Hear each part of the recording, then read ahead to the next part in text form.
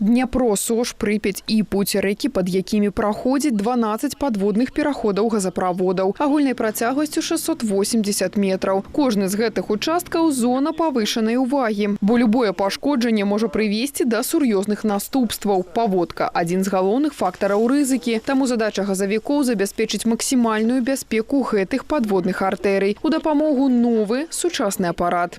Подводный дрон управляется через консоль управления. Оснащен дрон 8 винтами, который можно управлять вверх-вниз, влево-вправо, опять же на 360 градусов. Мы можем менять угол наклона дрона, а скорость его движения до 2 метров в секунду. Он может опускаться до 150 метров глубины. На экране пры гэтым адлюстроўваецца якасная выява таго, што адбываецца на дне. Акрамя таго, апарат абсталяваны так званай кляшнёй, якая можа з лёгкасцю захапіць, да прыкладу, куст і прыбраць яго з газаправода. Тэхнічнае абследаванне сталёвых газаправодаў – дзеянне планавае. Для суднаходных рэкаў такая рэвізія праводзіцца раз у 3 гады. Для несуднаходных – радзей, раз у 5-годку. Са з'яўленнем падводнага дрона у прадпрыемства адпала неабходнасць прыцягваць дадатковыя плавательныя сродкі і персанал. Подводный дрон позволяет определить рельеф дна, глубину водной преграды.